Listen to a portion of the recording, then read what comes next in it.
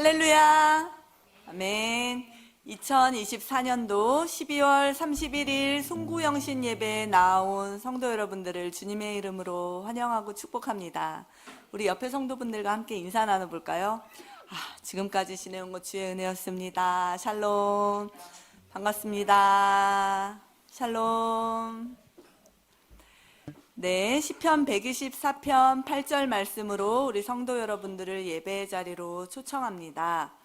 우리의 도움은 하늘과 땅을 지으신 여호와의 이름에 있도다. 아멘. 영광을 돌리세 주님 앞에 찬양으로 올려드리겠습니다.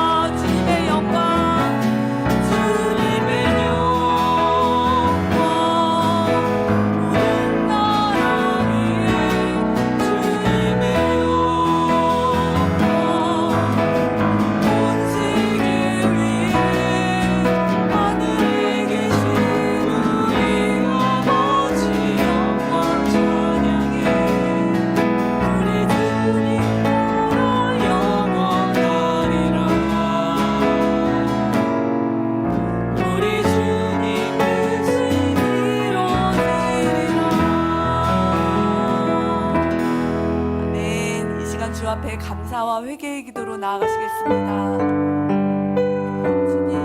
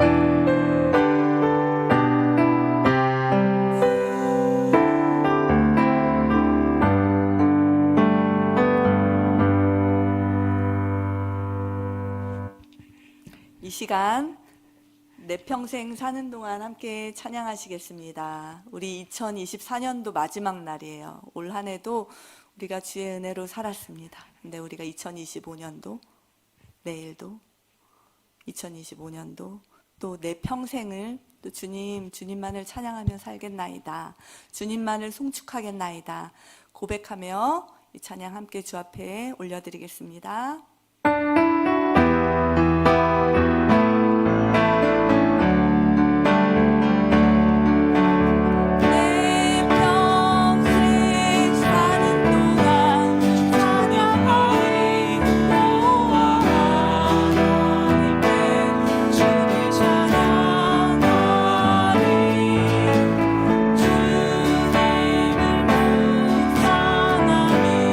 즐겁도록 내 영혼 주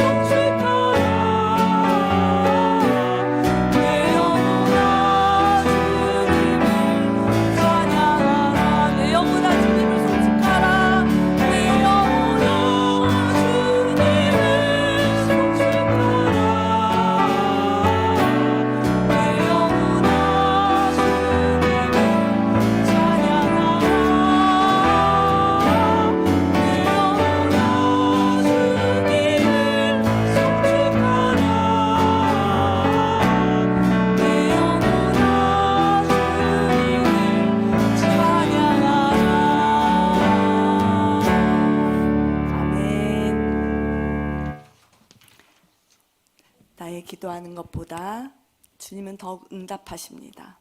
나의 생각하는 것보다 주님은 더욱 이루십니다. 우리가 입술로 신실하신 하나님을 의뢰하며 나아가시겠습니다.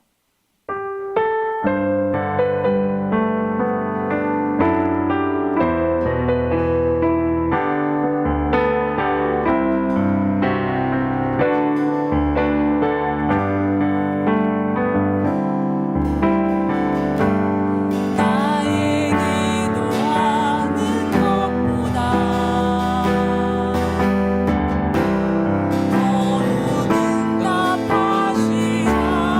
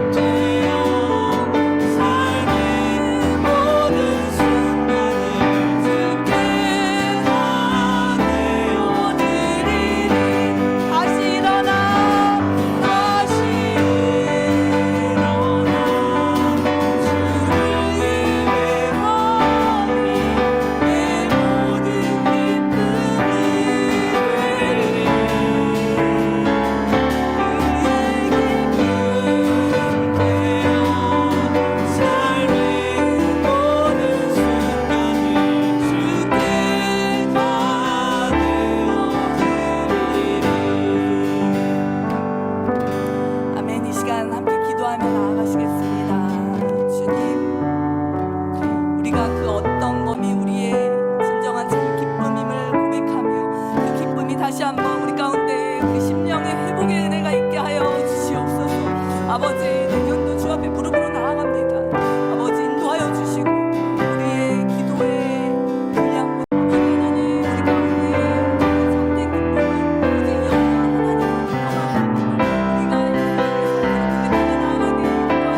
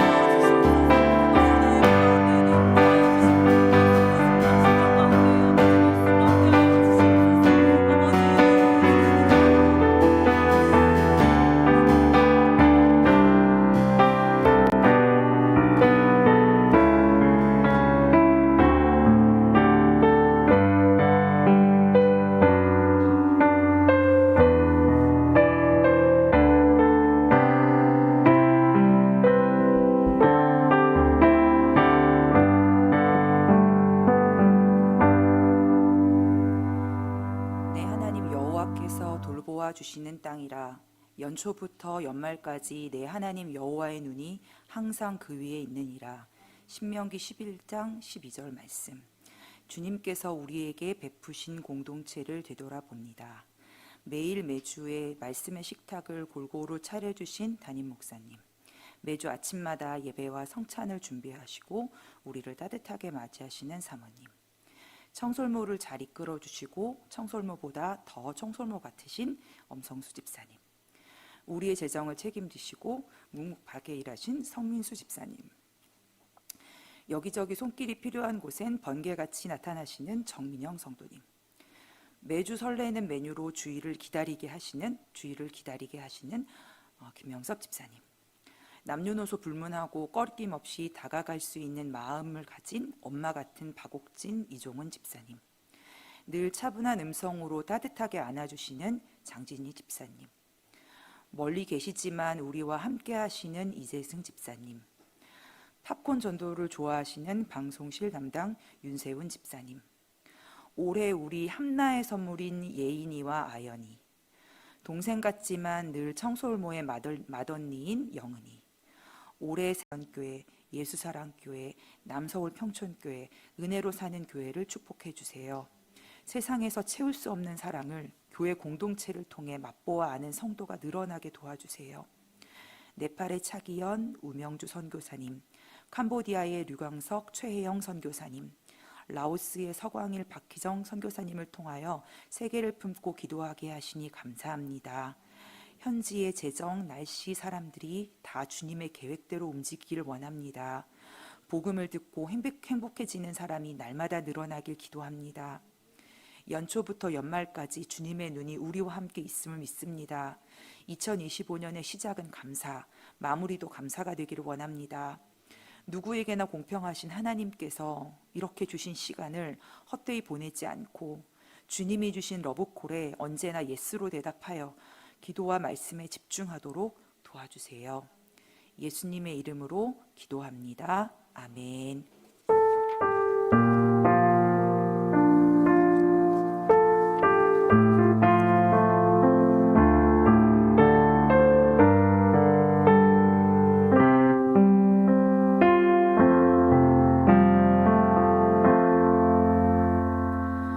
성경 읽기는 신약성경 에베소서 4장 21절에서 32절 말씀입니다. 나는 여러분이 진정 그분의 말씀을 들었고 또 배웠으므로 진리 되신 그분 안에 살고 있다고 확신합니다. 옛 모습을 벗어버리십시오. 옛사람은 한없는 욕망으로 점점 더 눈이 어두워져 더 악하고 더러운 모습이 될 뿐입니다. 여러분은 마음을 새롭게 하라는 가르침을 들었습니다. 이제는 새 사람이 되어 하나님의 모습처럼 선하고 거룩하게 살아가십시오. 거짓말을 하지 말길 바랍니다. 우리는 한 몸에 속한 자들이니 서로를 진실하게 대하십시오. 화가 나더라도 죄를 짓지 말며 해가 지기 전에 화를 풀길 바랍니다. 그렇지 않으면 사탄이 여러분을 공격할 수 있도록 놔두는 것이 됩니다. 도둑질하는 사람이 있으면 도둑질을 그만두고 새로운 마음으로 일을 시작하십시오. 그 손으로 열심히 일하여 오히려 어려운 사람을 도우며 살아가십시오. 말을 하려거든 남의 험담을 하지 말고 다른 사람을 칭찬하는 유익하는 말을 하십시오. 여러분의 말을 듣는 사람들이 도움을 받을 것입니다.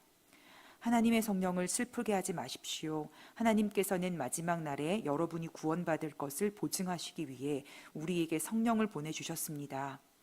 원한을 품거나 화내지 마십시오. 가시돋친 말로 다른 사람의 마음을 아프게 하지 마십시오. 친절히 대하고 사랑과 온유함으로 하나님이 그리스도 안에서 여러분을 용서하신 것 같이 서로를 용서하십시오. 아멘.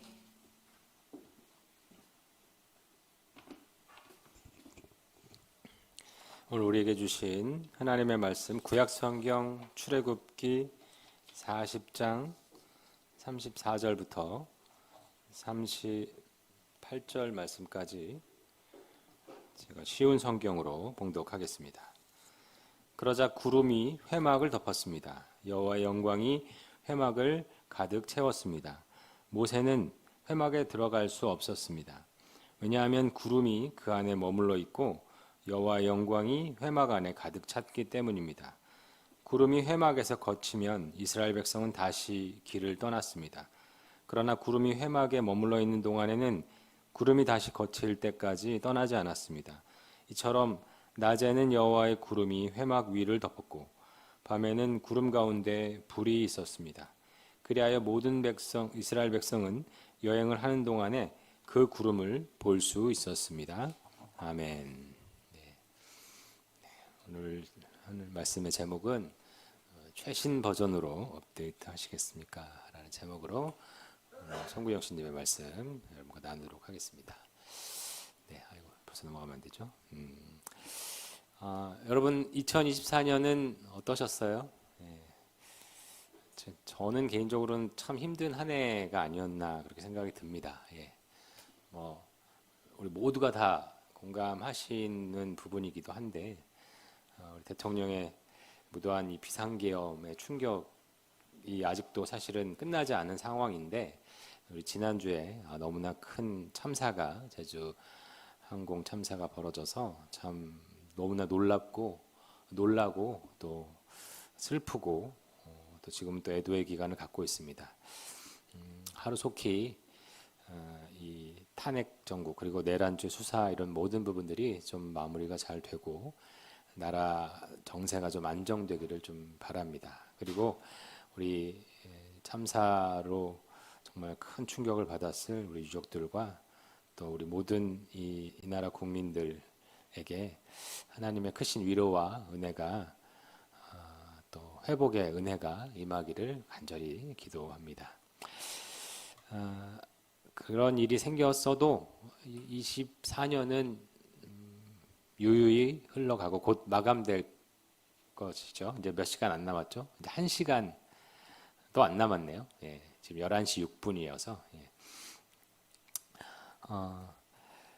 여러분 이렇게 힘든 한 해 또 살아내시느라 참 수고 많으셨습니다. 그래도 이렇게 힘들고 어려운 시기에도 주님께 예배드리고 주님 말씀 들으면서 이렇게 마무리할 수 있게 되어서 참 감사한 생각이 듭니다. 말씀을 통해서 저와 여러분 또 새로운 힘을 얻기를 바랍니다.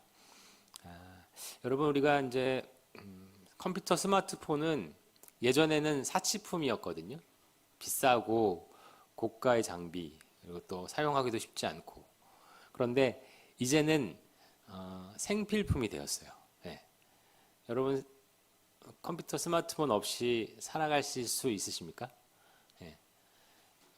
나 개인은 살 수 있지만 나라 전체는 아마 돌아가질 않을 거예요.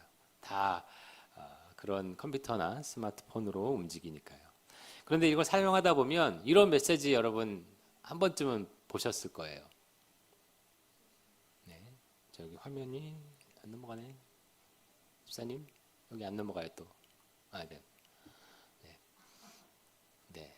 제가 크로마키가 돼가지고 괜찮습니다. 그냥 보여주세요.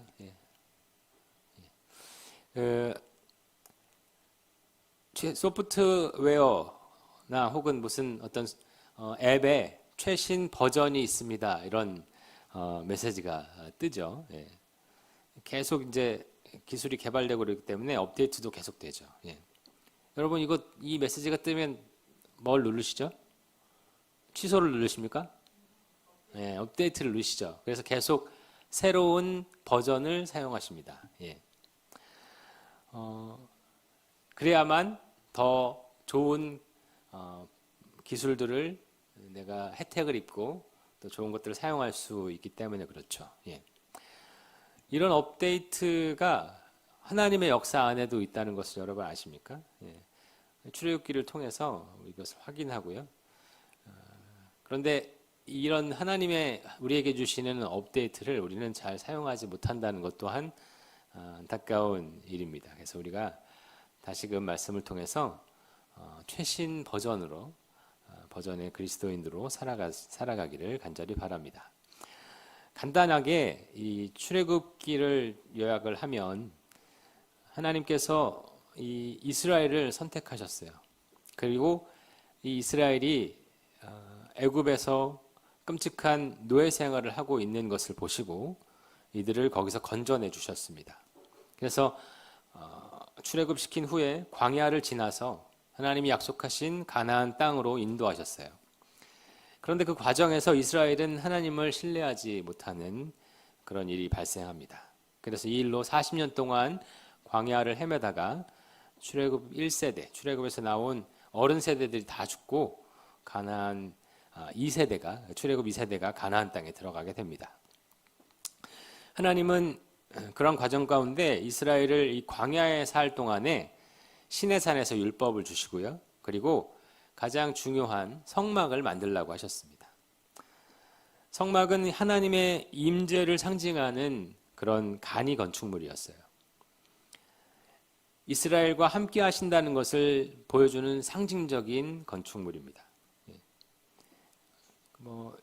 이것은 접었다 폈다는 거라 건축물이라기보다는 그냥 구조물이라고 하면 더 좋겠죠. 하나님께서 출애굽한 지 1년이 됐을 때 성막을 만들라고 하셨습니다. 시내산에 머물면서요. 그리고서 딱 1년이 지난 2년째에 성막을 다 만들게 됩니다. 성막이 다 만들어지자 구름이 그 성막 위를 덮는 그 역사가 있는데요. 오늘 읽었던 출애굽기 40장이 그 내용을 설명하고 있는 것입니다. 그래서 구름이 성막을 덮으면 이스라엘 백성을 움직이지 않고요. 구름이 성막에서 거쳐지면 여정을 시작하는. 그리고 낮에는 그 구름이 지켜주고요. 밤에는 불 기둥이 이렇게 지켜주는 그런 놀라운 역사가 그 당시에 있었다고 기록되어 있습니다. 자, 제일 먼저 하나님이 이 업데이트를 하시는데 무엇을 업데이트 하시냐면 바로 하나님의 뜻을 전하는 방식을 업데이트를 하신다는 거예요.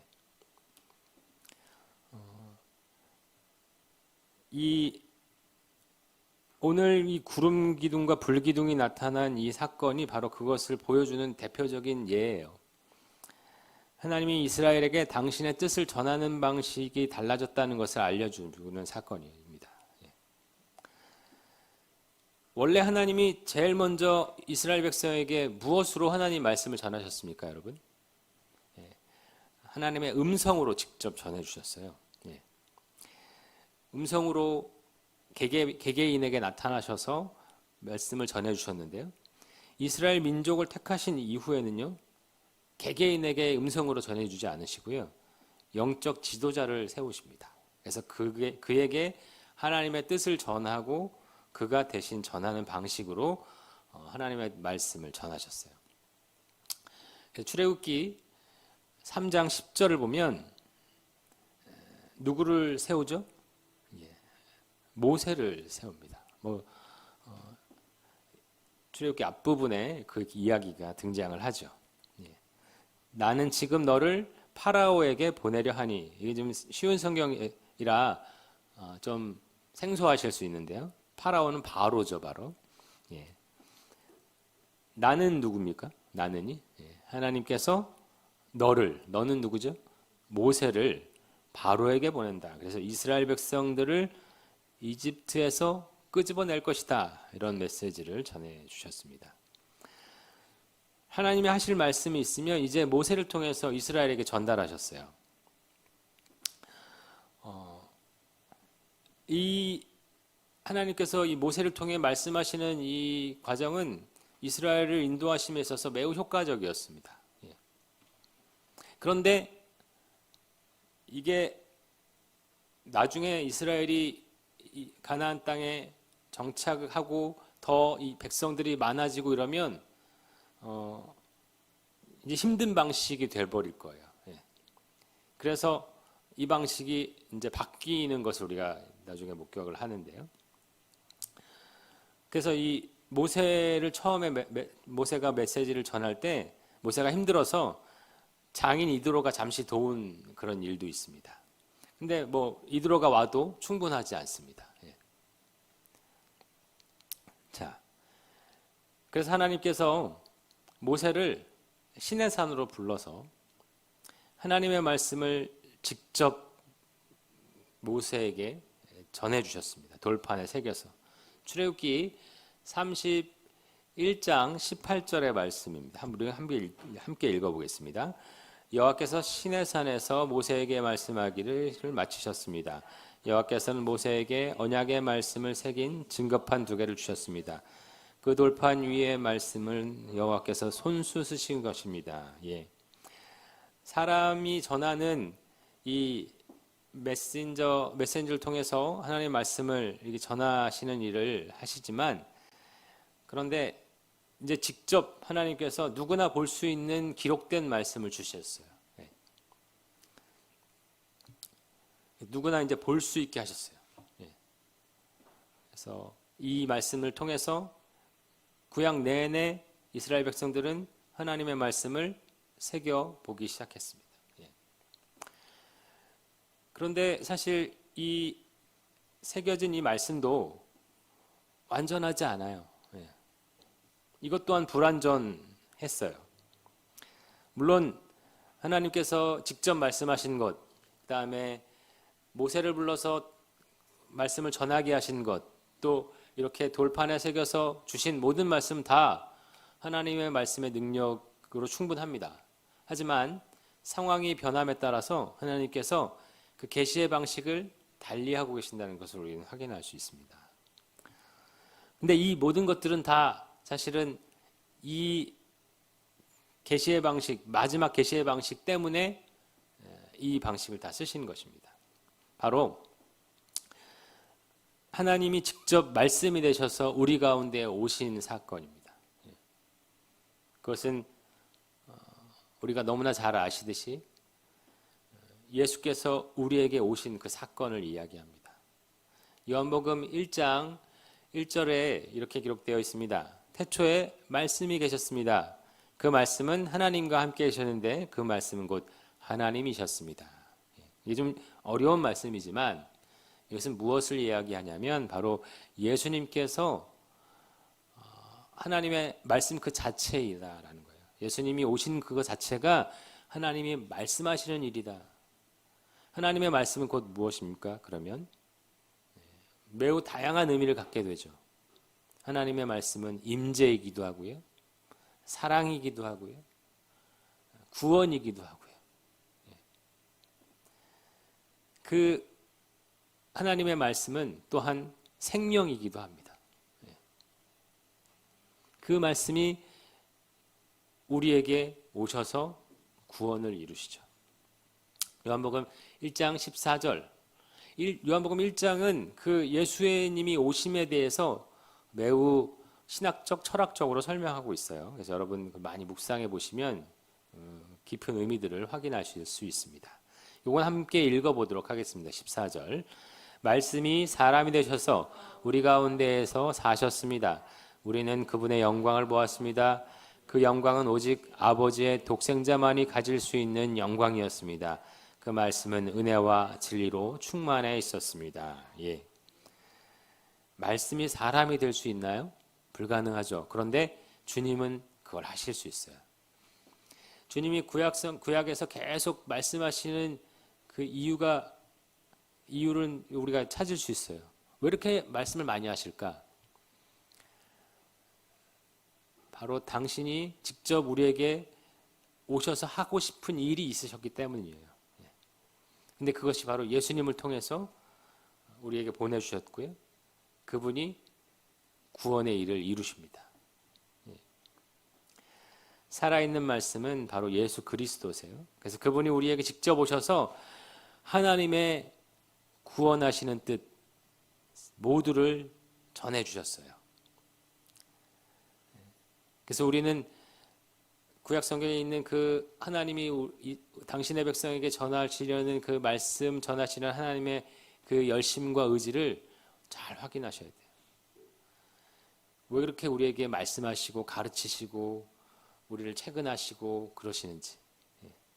우리를 구원하시기 위함입니다. 당신의 아들 예수 그리스도를 통해서 구원하시려고 그 일을 하시는 거예요. 그런데 이제 그 모든 기록들을 만약에 남겨두지 않았다 그러면 다 증발해 버리겠죠. 그래서 마지막 업데이트를 하십니다.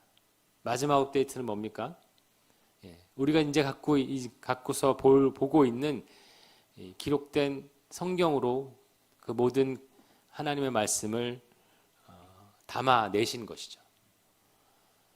사도행전 1장 1, 2절에 보면 그 어떤 내용들을 남겼는지를 간단하게 정리해 놓고 있는데요. 함께 읽어보겠습니다.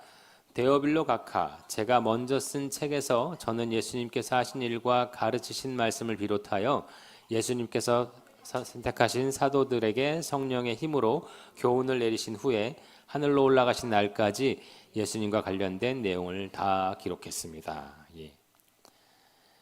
구약에 있는 내용 포함해서요. 이제 예수님이 오시고 예수님이 가르치신 예수님에 대한 내용들, 또 가르치신 내용들, 그리고 그 이후에 구원의 일을 하셨던 내용들을 다 기록해서 남겨놓았어요. 십계명 돌판에서 시작된 그 말씀이 예수님의 기록까지 업데이트가 되었어요. 그리고 이 세상 마지막 일을 담은 그 계시록까지 완전히 업데이트 되어서 이제 더 이상 업데이트 될 내용 없이 완전한 계시로 우리에게 주셨습니다. 이제 이 성경 말고 다른 하나님의 뜻이 있을까요, 여러분? 없습니다. 그래서 바울은 이렇게 얘기합니다. 갈라디아서 1장 9절입니다. 함께 읽겠습니다. 내가 전에도 말했지만 이제 다시 말합니다. 여러분이 이미 받은 복음 외에 다른 것을 전하는 사람이 있다면 그는 저주를 받아야 합니다. 하나님이 우리에게 주신 이 최종 계시로 주신 이 성경은 이제 완성되었습니다. 그래서 이 말씀으로 최종 업데이트가 끝났고요. 이 말씀만으로도 충분히 하나님의 모든 뜻을 다 알 수 있고요. 하나님의 구원의 은혜를 누릴 수 있습니다. 그런데 아직도 이 말씀을 전적으로 믿지 않는 사람들이 있어요. 많아요. 분명히 하나님은 최종적 업데이트를 마치시고 우리에게 딱 주세요. 메시지를 딱 주세요. 업데이트 하시겠습니까? 최신 버전이 나왔습니다. 업데이트 하시죠. 그런데 사람들이 업데이트를 안 해요. 취소 버튼을 눌러요. 성경 말고 성경은 딱딱하고 재미없고 어렵고 이해가 잘 안 되고 다른 방식으로 주님의 뜻을 들었으면 좋겠다는 마음이 있어요. 예전에 처음 했던 방식 그것을 좀 사모하죠. 처음에 신비한 음성으로 주셨던 그걸 우리에게 주시면 좀 더 잘 믿을 텐데 그런 마음을 가져요. 여러분도 그런 생각 안 드십니까? 왜 어렵게 이렇게 눈도 안 좋은데 작은 글씨로 이렇게 많은 말씀을 해주셨나? 그냥 요즘 쇼츠 보듯이 그죠? 유튜브나 뭐 인스타나 페이스북 보면 짧은 영상들 있잖아요. 그렇게 그냥 딱딱 재미나게 주시면 얼마나 좋아요. 그리고 매우 신비한 방식으로 하늘에서 막 큰 소리가 나고 그러면 좋잖아요. 근데 그렇게 하지 않으세요. 사람들은 그래서 성경을 왜곡하기도 하고요. 성경과 유사한 이야기를 이렇게 들으려고도 해요. 그리고 아예 다른 길로 벗어나서요. 우상을 섬기거나 사이비 종교의 길을 따르거나 심지어는 예수님을 믿는다고 하면서 무당을 찾아가서 점을 치는, 그래서 특별한 미래의 어떤 자신에게 일어날 일들을 확인하는 사람도 있습니다. 근데 하나님은 그런 방식으로 우리에게 하나님의 뜻을 전하시지 않는다고 얘기하세요. 오직 이 성경으로만 하나님의 뜻을 전한다고 얘기해 주셨어요.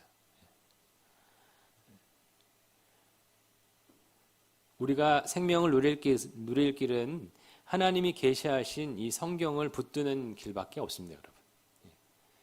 그래서 비록 최종 업데이트된 이 성경은 우리에게 있지만 아직도 많은 사람들이 이 마지막 업데이트를 확인하지 않고 수신하지 않고 계속 거꾸로 가고 있습니다. 여러분 그러지 마십시오. 이 마지막 업데이트에서 이제 우리는 은혜를 발견해야 됩니다.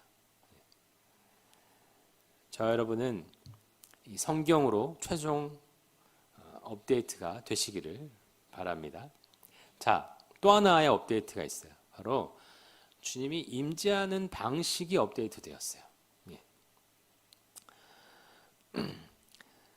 하나님을 떠난 인간에게 당연히 하나님의 영도 떠나버립니다. 그래서 하나님의 영의 지배를 받아야 될 우리가 하나님의 영이 떠나신 그 자리에 죄가 자리하게 되고요. 그 죄의 지배 아래 살게 되었습니다. 그래서 죄인 된 우리가 하나님의 임재를 확인하려면, 하나님을 만나려면 도저히 방법이 없어요. 오직 한 가지 방법, 하나님이 열어주신 그 방법, 뭐죠? 과거에 할 수 있는 방법, 제사를 드리는 길밖에 없었어요. 하나님께 제사를 드려서 그 제사를 하나님이 받아주시면 하나님을 만날 수 있는, 유일하게 만날 수 있었어요. 자, 여러분, 창세기 4장 4절 5절 여기에 이제 아담과 하와의 아들들 이야기가 등장합니다. 가인과 아벨, 여러분 들어는 보셨죠? 예. 한번 읽어보겠습니다. 4장 4절 5절입니다. 아벨은 처음 태어난 아기 양과 양의 기름을 바쳤습니다. 여호와께서는 아벨과 그의 제물은 받으셨으나 가인과 그의 제물은 받지 않으셨습니다. 가인은 매우 화가 나서 안색이 변하였습니다. 예. 이게 대표적인 사건이에요. 하나님께서 제사를 통해서 죄인된 우리를 만나주시는, 하나님의 임재를 확인하는 그런 길이었는데, 보시면 전심으로 하나님을 신뢰하고 겸손한 자와만 함께 하신다는 거예요. 아벨이 그랬고요. 가인은 훨씬 더 사람의 눈으로 보기에는 훌륭한 제물을 드렸지만 가인의 마음은 매우 교만했어요. 내가 아벨보다 훨씬 더 멋지고 훌륭한 제물을 드렸으니까 하나님이 나를 더 기쁘게 받아주셔야 돼, 이런 마음이 있었어요. 하지만 하나님 누구 걸 받으십니까? 예, 아벨 걸 받으셔요. 가인 걸 받으시지 않는다고 가인은 화를 냈어요. 예, 매우 교만한 것이죠. 오직 이 제사의 방식으로만 하나님을 만날 수 있었어요. 하나님의 임재를 확인할 수 있었습니다. 이 방식으로 계속 하나님이 이스라엘과 교제하셨는데요. 이스라엘 민족을 선택하신 후로 이제 이 제사와 성막이 결합이 됩니다. 그래서 이 성막을 통해서 하나님의 임재를 조금 더 분명하게 확인하게 됩니다. 오늘 이제 사건이 등장하는데요. 이스라엘 백성이 이 이스라엘에 머문 기간이 짧죠. 40년입니다.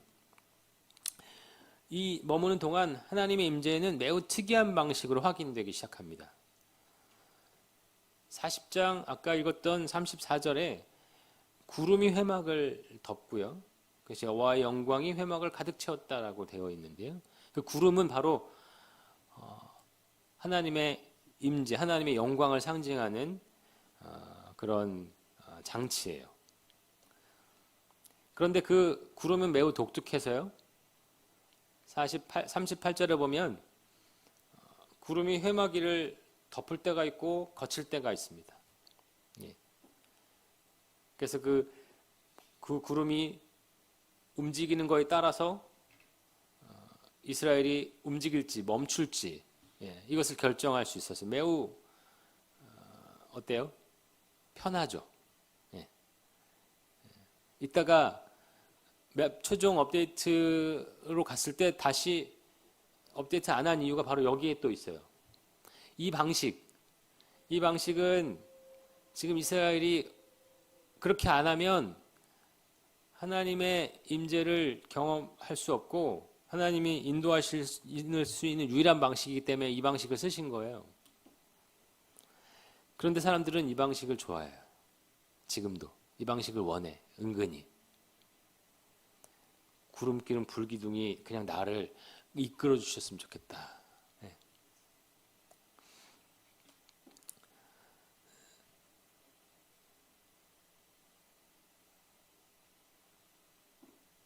주님의 임재뿐만 아니라 이 디테일한 인도하심도 여기선 더해 주시는 것으로 확인할 수 있는데요. 그런데 많은 성도들이 여기에서 멈추는 게 문제예요. 주님의 임재는요, 이 불기둥, 구름 기둥에서 멈추지 않았다는 것을 여러분 잘 아셔야 돼요. 자, 이 또한 어떻게 업데이트 됩니까? 예수님이 우리와 함께 하신다, 주님이 우리와 함께 하신다는 것이 예수 그리스도께서 우리에게 오시고서 달라졌습니다.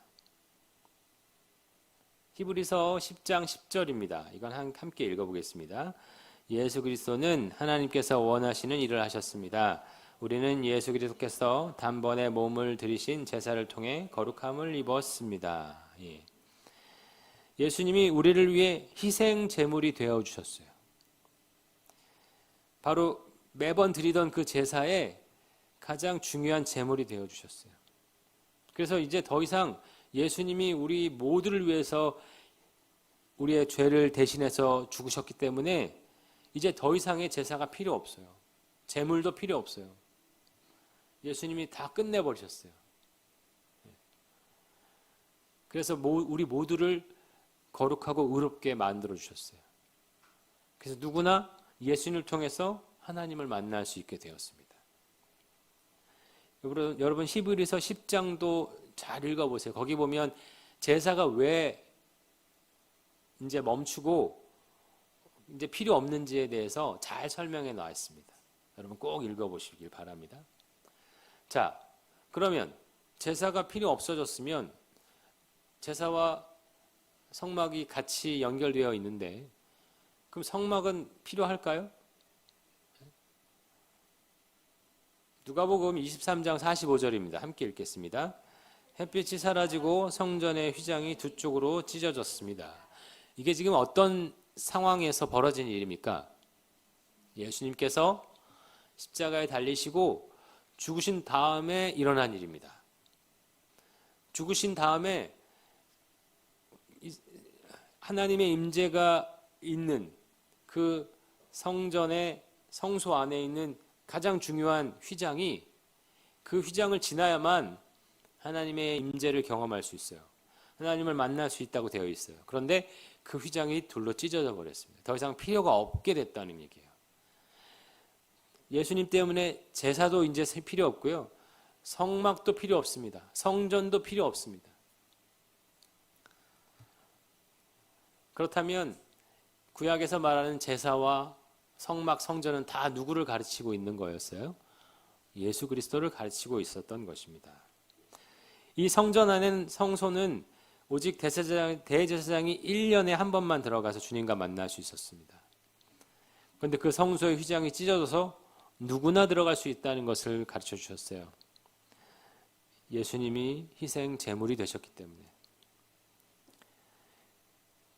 그렇다면 하나님의 임재는 어떻게 됐나요, 여러분? 구름 기둥과 불 기둥이요, 이스라엘이 가나안 땅에 들어가자마자 사라졌어요. 더 이상 필요 없어요. 돌아다닐 필요가 없잖아요. 그죠? 가나안 땅에 정착하며 살고 거기에 성막을 한 곳에 위치시켜 놓고 이제 여기에 하나님이 계신다. 나중에 그 성막이 성전이 됩니다. 예루살렘 성전이. 근데 이 성전이 예수님이 오시고서 이제 필요 없게 되었다고 가르쳐 주신 거예요. 성막이 필요 없는데 그럼 주님의 임재를 우리는 어떻게 확인하죠? 주님이 이스라엘 백성과 하나님을 믿는 사람과 함께 있다는 것을 어떻게 확인합니까? 사도행전 1장 5절입니다. 우리 함께 읽어보겠습니다. 약속의 내용은 이것이다. 요한은 물로 세례를 주었지만 너희는 얼마 안 있어서 성령으로 세례를 받을 것이다. 네. 이제 예수님이 떠나가시기 전에 십자가에 달려서 죽으시고 부활하신 이후에 떠나가시기 전에 약속하신 내용이에요. 너희가 얼마 안 있어서 성령으로 세례를 받을 것이다. 하나님의 영으로 하나님의 영이 너희에게 임하실 것이다. 그런 의미입니다. 자, 1장 8절입니다. 이건 너무나 잘 아는 말씀인데요. 함께 읽어보겠습니다.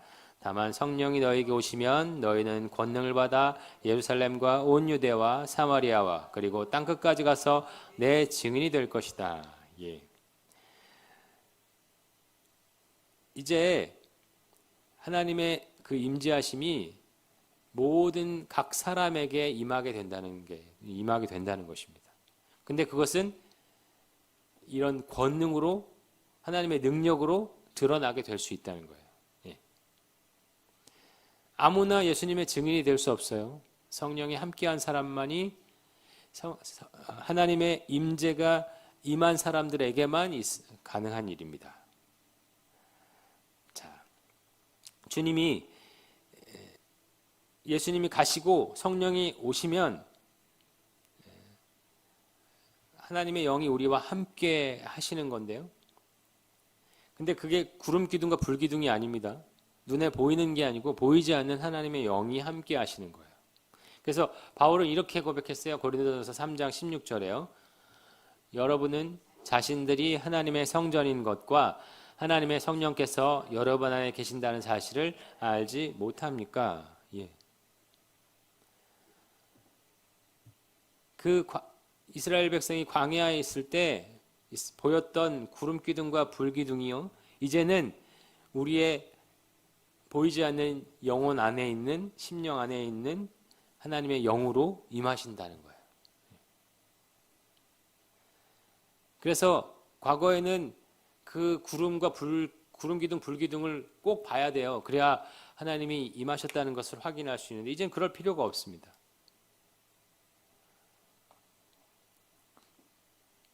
이제 하나님을 우리의 구세주로 믿으면 성령님이 우리와 함께 하실 수 있는 거예요. 그래서 이제 하나님의 임재는 성령님으로 최종 업데이트가 되신 거예요.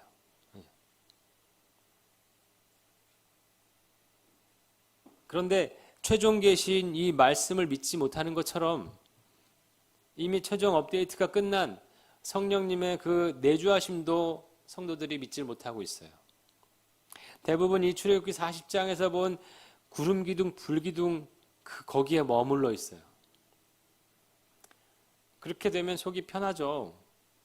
구름이 가라고 하면 가고 멈추라고 하면 멈추고 밤에 불 기둥이 지켜주고. 여러분 근데 계속 그런 방식을 원한다면 뭐가 전제가 돼야 돼요? 광야 생활이 전제가 돼야 돼요. 여러분 광야 생활을 계속 하고 싶으세요? 아니면 적과 꿀이 흐르는 가나안 땅에 정착해 살고 싶으세요? 그 전제는 생각하지 않고 오직 지금 이렇게 편안한 이 시대에 구름 기둥과 불 기둥, 과거의 방식을 가져오기를 바라고 있습니다. 매우 모순적이죠. 하나님이 역사하시는 방식이 바뀌었고 하나님이 우리에게 어떻게 임하시는지가 분명히 바뀌었는데 과거의 방식을 자꾸 달라고 해요. 그 방식을 자꾸 요구해요. 우리가 모순되고 잘못되어 있는 것은 깨닫지 못합니다.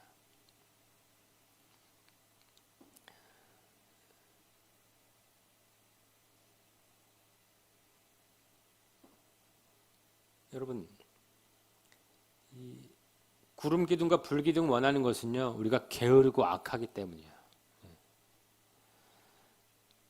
신앙생활 전체를 내 의지로 하지 않고요, 떠먹여 달라는 것과 마찬가지예요. 아까도 말씀드렸지만 이스라엘이 광야를 지날 때 아무런 준비가 되어 있지도 않았어요. 그래서 믿음도 부족했을 때예요. 불안했을 때예요. 그래서 강력한 임재의 확신을 보여주지 않으면 믿지 않았을 수 있어요. 그래서 구름 기둥과 불 기둥이라는 말도 안 되는 그런 기적을 통해서 하나님이 함께 하신다는 것을 안심시켜 주셨어요. 그런데 예수님이 오시고서는 이제 그런 게 더 필요 없어졌어요. 구름 기둥보다 불 기둥보다 훨씬 더 확실하고 분명한 성령이 우리 안에 함께 하시는 놀라운 역사가 우리에게 주어진 것입니다. 그래서 우리는 이제 주저하지 말고 주님이 가르쳐 주신 대로 주님의 말씀과 성령의 그 내주하심으로 이제 우리의 신앙에 최종 업데이트를 해야 돼요. 오직 주님의 최종 계시인 하나님의 말씀만 주님의 뜻을 알 수 있는 유일한 통로와 수단으로 믿어야 됩니다. 여러분 2024년 어떠셨어요? 주님의 말씀을 가까이 하셨나요? 만약에 그러지 못했다면 뭐 후회스럽기도 하고 안타깝기도 하지만 그래도 주님이 오늘 이 시간을 통해서 여러분에게 이 메시지를 전한다고 생각합니다. 여러분에게 이 메시지를 보내셨어요. 여러분 무엇을 택하실 거예요? 취소를 누르실 거예요? 아니면 확인을 누르실 거예요? 제가 우리 개인의 행동의 업데이트는요, 성경을 손에 잡는 일이라고 저는 그래야 읽기 시작할 수 있으니까요. 예. 뭐 여러분에게 뭐 1년에 뭐 성경을 뭐 10독해라 뭐 이렇게 예. 이렇게 얘기 안 해요. 예. 그럼 제가 제가 나쁜 놈이죠. 예. 제일 먼저 이 메시지부터 주님이 여러분에게 보내실 거예요. 성경을 집어들어. 요거 업데이트 요건 어렵나요? 요건 쉽죠. 집는 게 뭐 어렵다고. 집으면 되잖아요. 그렇게 하나씩 우리의 신앙이 업데이트 되기를 바랍니다. 하루에 한 장, 하루에 2장. 그렇게 하나님의 말씀을 읽지 않고서는 하나님의 뜻을 알 수가 없습니다. 그 이상의 업데이트는 이제 없어요, 여러분.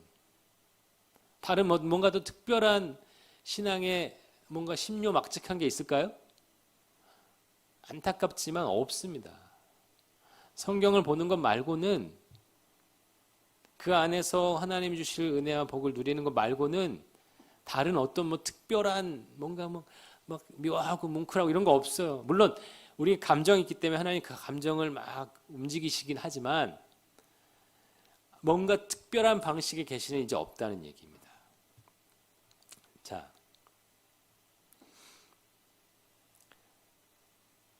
구름 기둥, 불 기둥 여러분 기대하지 마십시오. 예수님을 우리의 구원자로 믿었다면 성령님이 이미 우리와 함께 하시는 것으로 믿으면 됩니다. 성령님의 내주하시는 성도들은 이제 그 전에는 죄가 우리를 지배했기 때문에 오직 할 수 있는 것은 한 가지예요.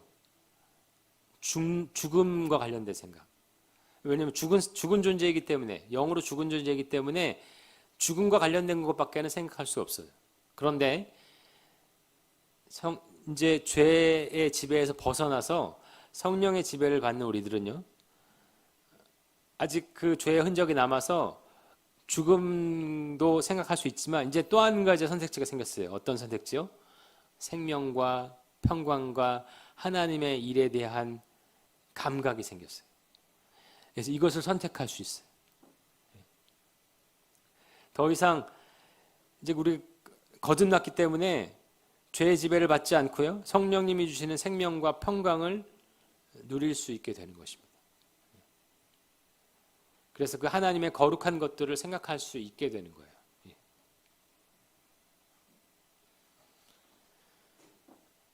그럼 우리 개인적인 행동의 업데이트는 무엇을 할 수 있을까요? 그렇다면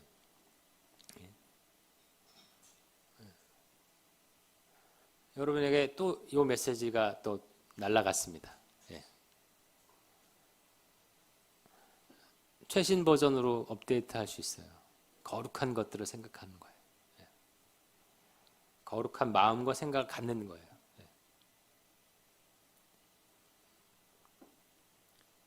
뭐 성경처럼 매일 체크하기는 좀 어려울 수 있죠. 성경은 딱 정해져 있으니까 읽으면 되는데, 뭐 하루에 한 개씩 실천하시면 어떠실까 싶어요. 이 거룩한 것을 생각하면서 뭐 욕심과 본성을 따라하지 않고요, 내가 그것을 참고 견디는 것이죠. 뭐 일례로 욕하고 싶을 때 욕을 한번 참는 거예요. 요거는 뭐 자주 있는 일이니까 하실 수 있겠죠. 한번 참고, 이런 또 참고, 화내고 싶을 때 한 번 더 참고, 누군가를 미워하고 싶을 때 또 한 번 참고, 거기서부터 시작하면 됩니다. 뭐 거룩한 것이라고 해서 뭔가 특별한 게 아니고요, 우리와 이웃과 모든 것을 죽게 하는 방식이 아니라 살리는 방식을 택하면 되는 거예요. 욕을 하면 감정을 죽이는 거고요, 화를 내면 나의 감정 또한 죽는 겁니다. 누군가를 미워하면 그 사람을 죽이는 겁니다. 나 또한 죽이는 거고요.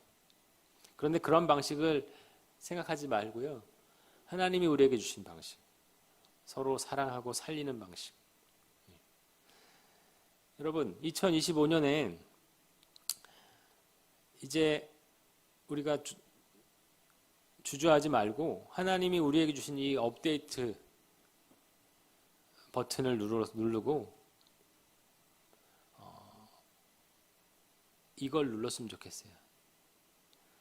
과거에 머무른 그리스도인들이 아니라 하나님 우리에게 최신 버전으로 우리에게 다 주셨잖아요. 그 버전으로 사는 그리스도인, 최신 그리스도인으로 사는 여러분 되시길 바랍니다. 그래서 매 해년마다 여러분에게 이 메시지가 간다고 생각하세요. 여러분 이제 핸드폰 보실 때마다 이거 생각나실 거예요. 내 핸드폰 소프트웨어 업데이트만 되는 게 아니라 나는 최신 그리스도인으로 업데이트 되어 있는지. 매년 여러분 핸드폰 보시면서 나 이제 과거에 옛날 방식에 머물러 있는 그리스도인이 아니라 새로운 방식으로 매 해년마다 조금씩 발전하고 성숙해가는 그리스도인으로 살아가야 되겠습니다. 그래서 정말 최신 버전의 그리스도인으로 살아가시기를 주님의 이름으로 축원합니다. 아멘. 우리 바로 이어서 우리 성찬식을 갖도록 하겠습니다. 하나님이 우리에게 주신 귀한 이 성찬의 예식을 갖도록 하는데요,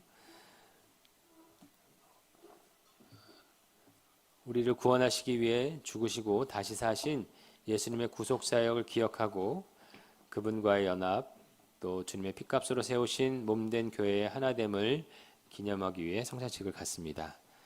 우리 모든 성도들은요, 이 예식을 통해서 우리를 죄에서 이기게 하시고 모든 고난에서 굳세게 하실, 또 우리에게 마음의 평안과 영생의 소망을 주실 우리 주님을 바라보길 간절히 바라고요.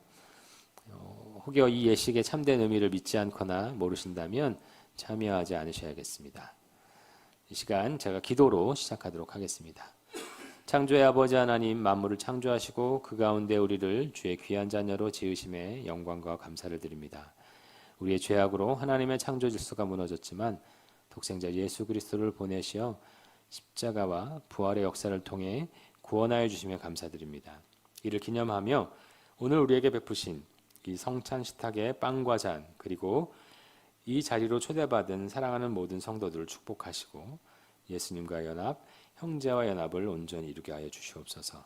생명의 주 예수 그리스도의 이름으로 기도드립니다. 아멘. 함께 찬양드리겠습니다.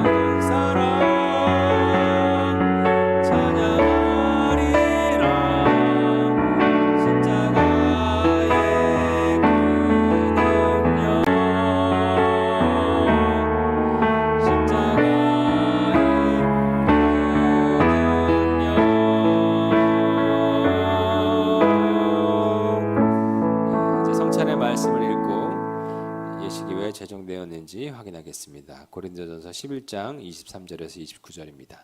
내가 너에게 전한 것은 주께 받은 것이니 곧 주 예수께서 잡히시던 밤에 떡을 가지사 축사하시고 떼어 이르시되 이것은 너희를 위하는 내 몸이니 이것을 행하여 나를 기념하라 하시고 식후에 또한 그와 같이 잔을 가지시고 이르시되 이 잔은 내 피로 세운 새 언약이니 이것을 행하여 마실 때마다 나를 기념하라 하셨으니 너희가 이 떡을 먹으며 이 잔을 마실 때마다 주의 죽으심을 그가 오실 때까지 전하는 것이니라. 주의 몸과 피에 대하여 그러므로 누구든지 주의 떡이나 잔을 합당하지 않게 먹고 마시는 자는 주의 몸과 피에 대하여 죄를 짓는 것이니라. 사람이 자기를 살피고 그 후에야 이 떡을 먹고 이 잔을 마실지니 주의 몸을 분별하지 못하고 먹고 마시는 자는 자기의 죄를 먹고 마시는 것이니라. 네, 이제 빵과 잔을 나눌 텐데요. 우리 아직 성찬에 참여하지 못하는 우리 지체들 앞으로 나와주세요.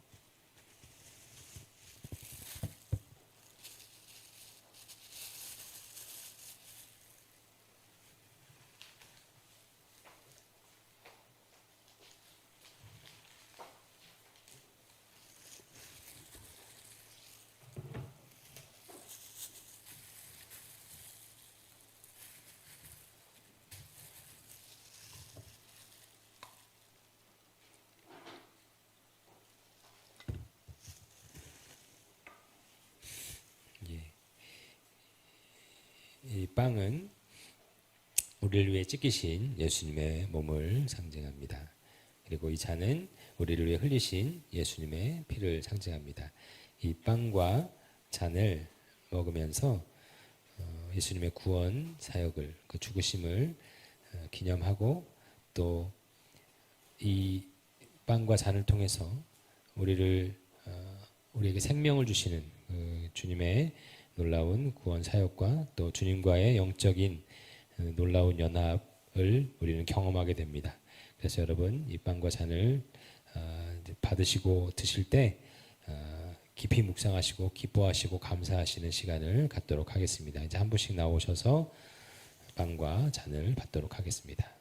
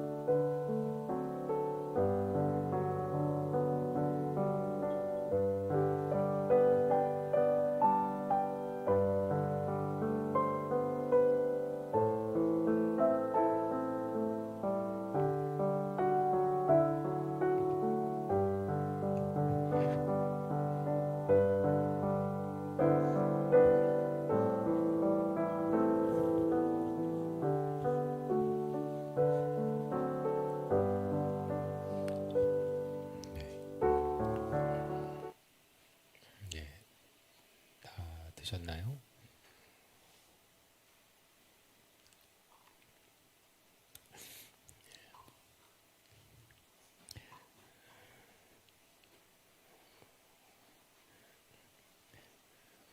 우리를 위해 몸과 피를 내어주신 우리 예수님으로 인해서 우리는 생명을 얻고 구원을 받았습니다.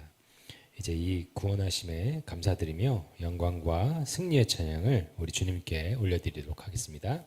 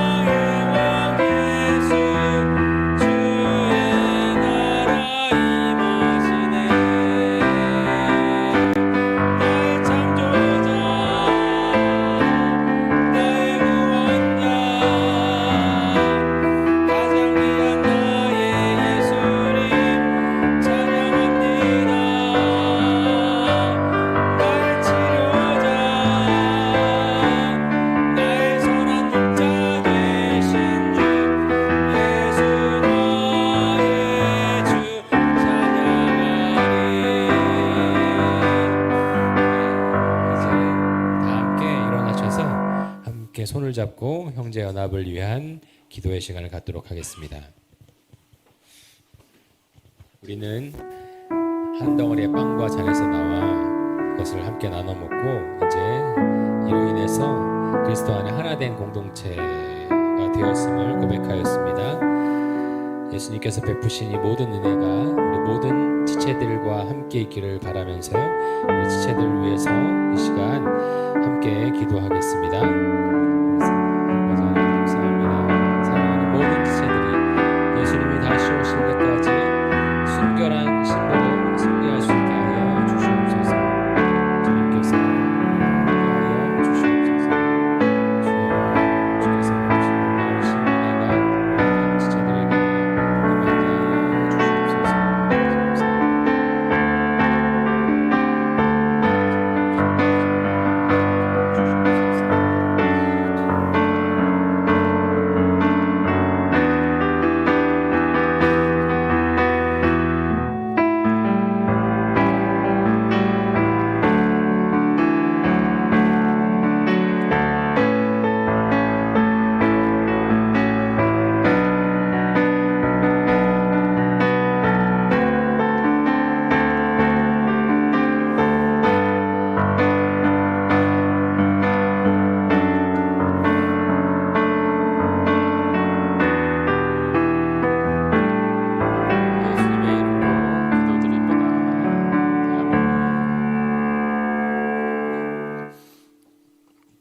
자리에 앉으시고요.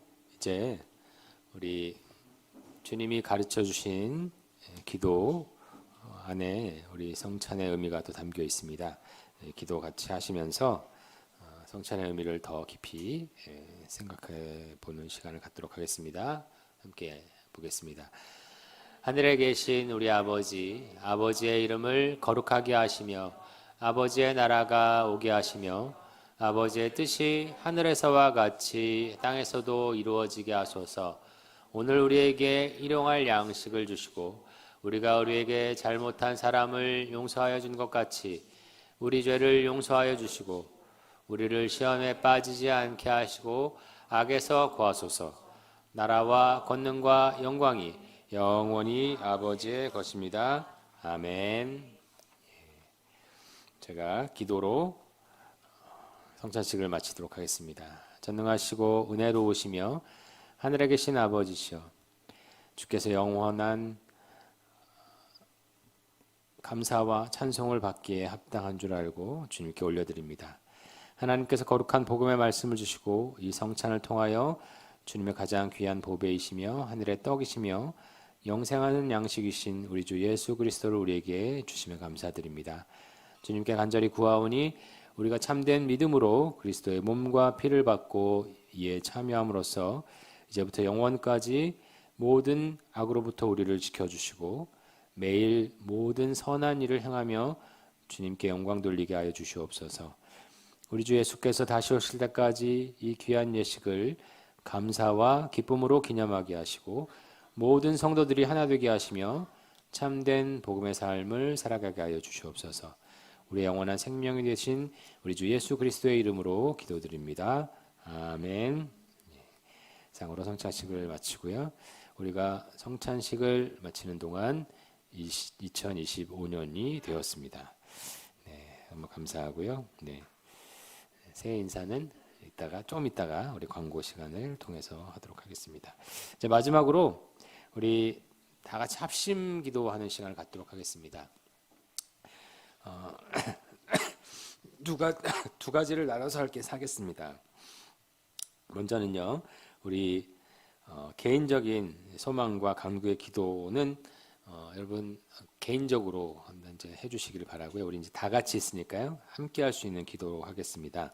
제일 먼저는 우리 아까도 제가 말씀 처음에 나라를 위해 걱정하는 말씀을 드렸지만 걱정보다 우리가 해야 할 것은 기도라고 생각합니다. 그래서 이 시간 이 땅의 교회와 또 대한민국 백작간대선 우리 대한민국이 다시금 이 위기들을 잘 벗어나서 정말 하나님의 복음을 또 이 만방에 전할 수 있는 그런 귀한 나라로 건강하게 다시 회복될 수 있도록 이 시간 교회 나라를 위해 기도하시고, 또 교회는 그 일에 이 우리나라가 회복되는 일에 또 아주 중요한 역할을 감당할 수 있도록 우리 교회와 나라를 위해서 이 시간 함께 기도하겠습니다.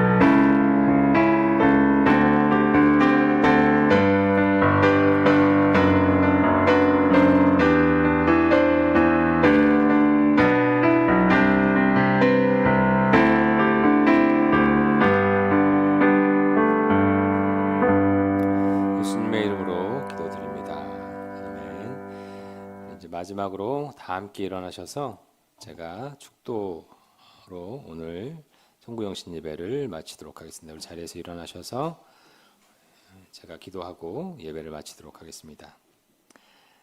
이제는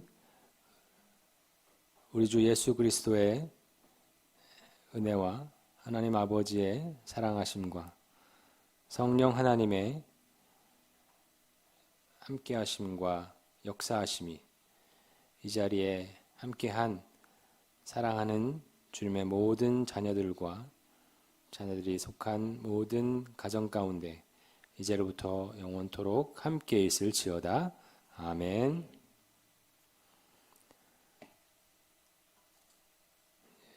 이상으로 송구영신 예배를 마치도록 하겠습니다. 자리에 앉아주시고요. 광고의 말씀 몇 가지 전하고